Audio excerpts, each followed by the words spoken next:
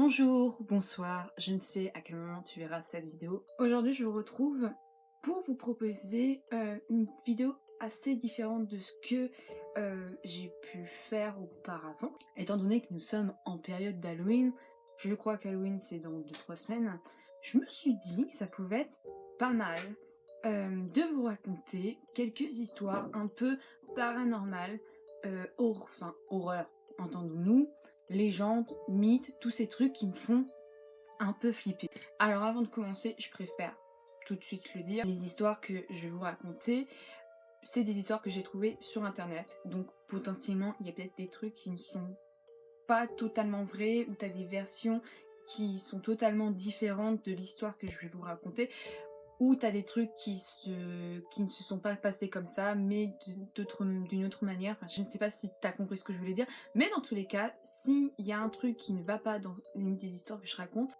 je vous invite à me corriger dans les commentaires. On va commencer avec la première histoire. La première histoire, c'est une histoire japonaise qui s'appelle Kukuri ou Kukuri-san. C'est tout simplement une version japonaise du Ouija. Pour ceux qui ne connaissent pas qu'est-ce que c'est le Ouija, c'est simple en fait. C'est une espèce de planche, il me semble que tu as des chiffres, des lettres, etc. Et ça te permet de rentrer en contact et de communiquer en quelque sorte avec des esprits de l'au-delà. Kukuri-san, auparavant, parce que à l'heure actuelle, je ne sais pas si c'est toujours le cas, c'est un jeu qui a été très populaire chez les jeunes lycéens au Japon. Alors selon différentes versions que j'ai trouvées sur internet, soit ce jeu te permettrait de connaître la date de la mort du joueur, mais une des versions que j'ai trouvées le plus souvent, c'était que tu pouvais poser toutes tes questions que tu pouvais te poser, tout simplement, notamment des questions sur l'avenir, mais il était préférable, et il est préférable, de ne pas poser certaines questions. Apparemment, Kukuri-san serait un jeu un peu moins dangereux que le Ouija. Dans le Ouija, apparemment, tu pourrais très bien rentrer sans le vouloir, en contact avec des démons, des forces maléfiques, ce que tu veux, mais quelque chose de mauvais, ça pourrait vraiment te porter malchance. Contrairement où en fait, le Kukuri-san, tu rentres en contact avec un esprit, mais cet esprit apparemment n'est pas non plus super malfaisant, selon les dits. Donc cet esprit c'est qui? Bah tout simplement, il a le nom du jeu, il s'appelle Kukuri-san. Et cet esprit apparaît, ou en tout cas est sous la forme de 3 animaux. Donc pour jouer à Kukuri-san, il faut être au minimum 2, avoir une feuille vierge avec un stylo. Alors selon certaines recherches, il y en a qui disent qu'il vaut mieux avoir un stylo avec de l'encre rouge, d'autres avec de l'encre bleue, enfin noire, enfin tout ce que tu veux, tu t'en fous. Bref, donc tu choisis le stylo avec lequel tu veux écrire, et il te faut ensuite une pièce de monnaie. Une fois que vous êtes alors au minimum 2 et que vous avez ces 3 éléments, tu vas dessiner sur ta feuille de papier un tori. Un tori c'est quoi? C'est tout simplement apparemment une porte traditionnelle japonaise. T'as pas besoin d'être Picasso pour bien la dessiner, il faut juste que tu le fasses approximativement, on va dire. Une fois que tu as dessiné le tori, alors d'un côté tu vas marquer oui, de l'autre côté tu vas marquer non, et en dessous tu vas marquer les chiffres de 0 à 9 et ensuite l'alphabet, donc de A à Z. Une fois que tu as fait ça, donc tu vas placer aussi ta pièce de monnaie sur cette feuille, et là tu as fait à peu près la moitié du travail, on va dire. Les joueurs, apparemment, pour qu'ils puissent rentrer en contact, en quelque sorte, avec cet esprit, Kukuri-san, il faut qu'apparemment ouvrir une fenêtre, une porte, tout ce que tu veux, pour que cet esprit rentre dans la pièce où tu fais cette partie de jeu. Bon, je vous passe un peu après les détails de comment tu dois l'appeler, etc. Parce que je t'avoue, moi, sortir les phrases d'invocation, c'est pas trop mon délire. Donc tu l'appelles, normalement Kukuri-san répond, et une fois qu'il est dans la pièce où t'as fait signe, quoi, très concrètement, tu poses tes questions. Tu kiffes ta partie, voilà. Normalement, tout doit bien se passer. Et puis, une fois que les participants en ont tout simplement marre de jouer à cette partie, pour arrêter le jeu, tu peux pas l'arrêter comme ça. Non, ça se passe pas comme tu le souhaites, tu peux pas tout simplement te barrer de la partie. Ça, c'est très très déconseillé. Apparemment, pour arrêter la partie, il faut que tu demandes à Kukuri-san de partir, de tout simplement rentrer chez lui. Tu restes très poli vu que c'est un esprit et que tu ne veux pas qu'il vienne te hanter. Donc, tu lui demandes, et une fois que, logiquement, cet esprit te répond et te dit ok, bah je vais partir, ou enfin voilà quoi, Tu vérifies bien qu'il est parti, et une fois qu'il est parti, apparemment tu dois détruire la feuille, donc t'en fais ce que tu veux, tu la brûles, tu la déchires, tu fais ce que tu veux. La pièce que vous avez utilisée, vous devez apparemment la dépenser le jour même, et si tu effectues un peu cette procédure pour arrêter la partie, normalement, il ne t'arrive rien et le cours de ta vie reprend normalement. Apparemment, les participants qui n'effectuent pas ce procédé, on va dire, pourrait leur arriver de la malchance, du malheur ou autre. Comme j'ai dit auparavant, Kukulkan apparemment c'est un jeu un peu plus sûr que le Ouija, mais comme n'importe quel jeu qui, entre guillemets, invoque les esprits et tout, il est déconseillé de pratiquer ce jeu, de jouer à ça, parce que ça peut rester quand même dangereux. Et moi la première, je ne le ferai jamais, je pense, parce que je suis très très premier degré, et même je vous déconseille de faire ce truc, parce que je sais pas qu'est-ce qui peut advenir, on va dire. Et puis aussi, on déconseille de jouer à ce jeu, parce que les réponses que tu pourrais avoir à tes questions pourraient te déplaire.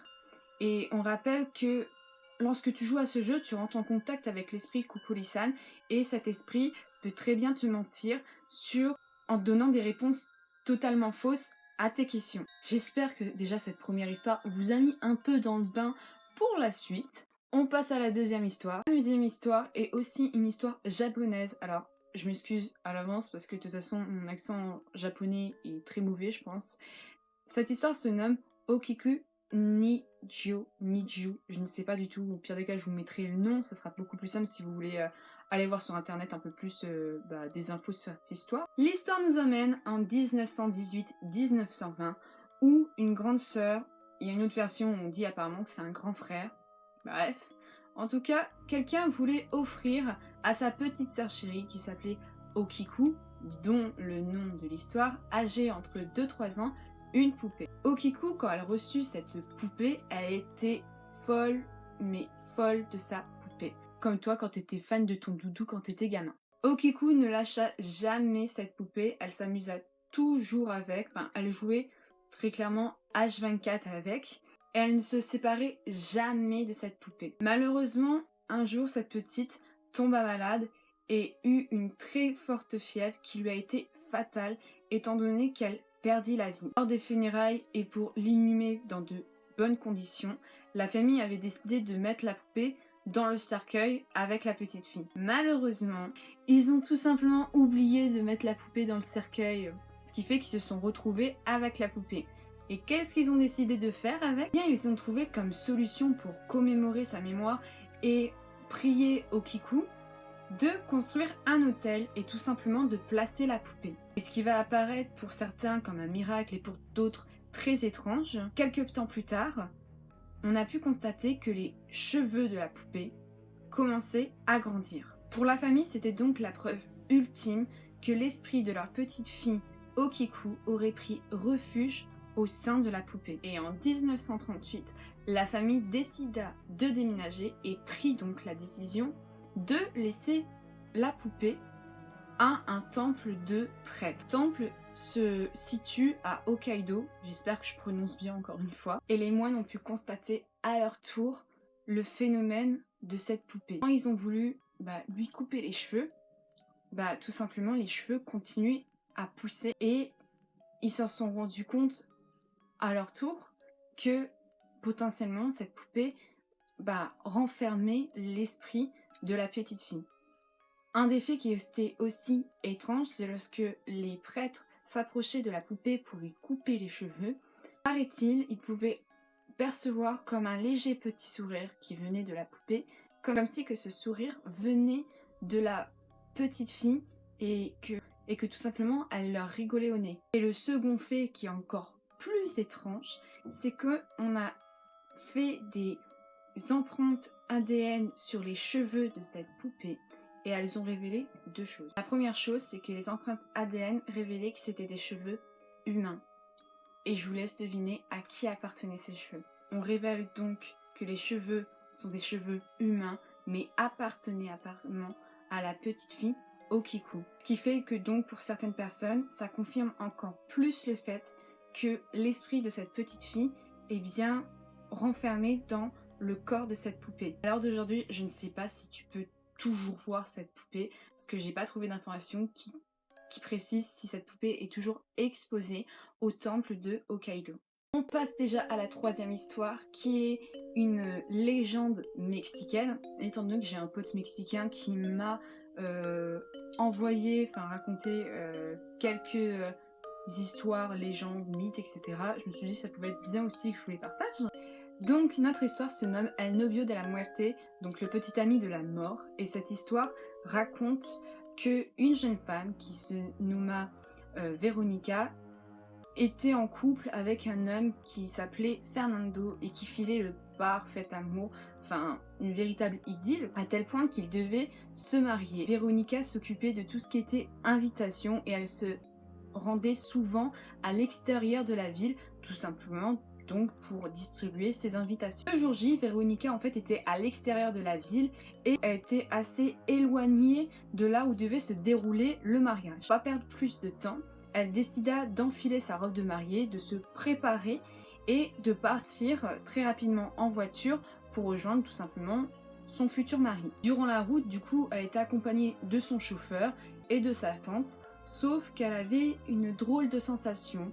Elle était assez stressée, agitée, et sa tante l'avait remarqué, mais pour la rassurer, elle lui disait « T'inquiète pas, c'est le mariage qui fait ça, que tu ne dises oui avant que tu arrives à la cérémonie, c'est normal que tu sois un peu stressée, que peut-être tu te poses des questions, t'inquiète pas, ça va très bien se passer, une fois arrivé à la cérémonie, tu auras dit oui, tout va rentrer en quelque sorte dans l'ordre. » Pour information, durant la matinée, le temps n'était absolument pas au beau fixe, il n'y avait pas un grand ciel bleu avec un magnifique soleil, non, il n'y avait rien de tout ça, c'était une grosse pluie avec des gros nuages, enfin avis de tempête pour faire simple quoi. Et bon, t'as le chauffeur qui n'a rien trouvé de mieux pour gagner du temps et soit arriver en avance ou pile à l'heure à la cérémonie, d'accélérer un peu. Sauf qu'à mon avis, vous vous doutez de la suite du scénario, de ce qui va potentiellement arriver. Le chauffeur alors accélère un peu, sauf que malheureusement, en prenant un virage, il perd le contrôle de sa voiture et ils finissent tous dans un ravin et Veronica meurt sur le coup. Quelques années plus tard, une amie d'enfance de Veronica prend cette route. Petite parenthèse, cette route, je ne sais absolument pas où elle se situe au Mexique. Je n'ai pas trouvé plus d'informations. Donc cette amie d'enfance prend la route où l'accident a eu lieu et une fois avoir un peu dépassé le virage et le ravin où t'as Veronica qui a très clairement perdu la vie, eh bien elle regarda dans son rétroviseur et là elle perçut quelqu'un sur le siège passager à l'arrière. Cette personne, c'était tout simplement Veronica. Et ce qui a effrayé encore plus cette amie d'enfance, c'est déjà d'une, de voir Veronica, mais de deux, de voir Veronica avec le visage totalement déformé, étant donné qu'en fait, on la voyait apparaître avec le corps dans lequel elle était morte, donc elle est morte toute défigurée, donc elle l'a perçue comme ça. Et tellement elle a été effrayée, à son tour, cette amie d'enfance perdit le contrôle de sa voiture et mourut à son tour sur le coup. La légende raconte du coup que lorsque tu traverses cette fameuse route, il ne faut pas que tu regardes dans ton rétroviseur, étant donné qu'il y a de potentielles de chances que Veronica se trouve sur le siège arrière, qu'elle cherche, elle essaye de faire des victimes qui souffrent comme elle. Et on passe maintenant à la dernière histoire qui s'appelle La Llorona, qui est également une légende mexicaine. La Llorona nous raconte en fait l'histoire d'une femme et de ses 3 enfants qui vivaient dans une parfaite harmonie. Tout allait bien, il manquait pas d'amour, il y avait bonheur et gaieté qui étaient au rendez-vous. Donc tout était propice pour avoir une magnifique famille qui vivait, comme je l'ai dit, en harmonie. Malheureusement, ce cadre tout beau tout rose prit fin une nuit d'hiver où quelqu'un frappa à leur porte. Cette personne qui se tenait au seuil de la porte était tout simplement le père de famille. Et il les avait abandonnés quelques années auparavant et cette femme avait prié pendant très très longtemps qu'ils ne reviennent plus jamais dans leur vie, sauf que malheureusement, le contraire s'était passé. Cet homme apparaissait comme terrifiant, effrayant.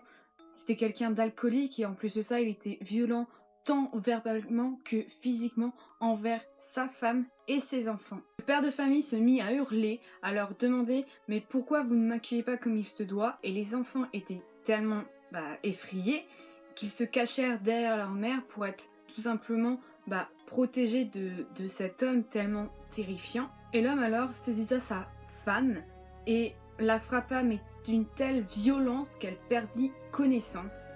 Au moment où la femme reprit ses esprits, elle chercha dans toute la maison ses enfants. Ça a été normal, son premier réflexe. Elle hurlait leur nom, mais il n'y avait aucun signe. Elle chercha du coup à l'extérieur de la maison, aucun signe non plus des enfants. Et à ce moment-là, elles se mirent à faire des recherches, à continuer à hurler leur nom en pensant que peut-être qu'à un moment donné, l'un des enfants allait répondre. Elle hurlait leur nom pendant des heures, des mois, des années. Et au fur et à mesure que le temps passa, elle commença un peu à perdre espoir parce que elle se dit qu'à un moment donné, elle ne retrouvera jamais ses enfants.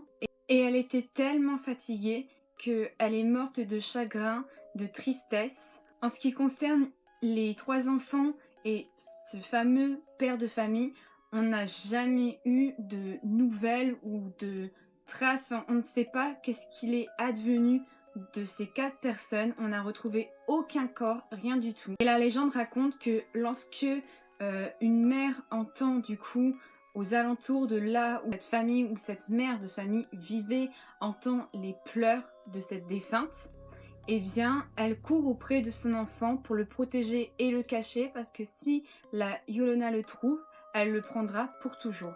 Ces 4 petites histoires sont maintenant terminées. Je vous avoue que quand je les ai pas préparées, mais quand j'ai cherché des histoires un peu comme celle-ci, il y en a certaines qui... C'est pas que ça fait flipper, mais c'est assez étrange et du coup... vous le savez, si vous avez vu ma vidéo précédente, tout ce qui est fait paranormaux, horreur, etc., c'est pas trop mon délire. Dans tous les cas, n'hésitez pas à commenter en me donnant votre avis si vous étiez déjà au courant de l'une de ces histoires, ou à savoir quelle histoire vous a plus plu. Et moi, je vous retrouve bientôt dans une nouvelle vidéo. Ciao!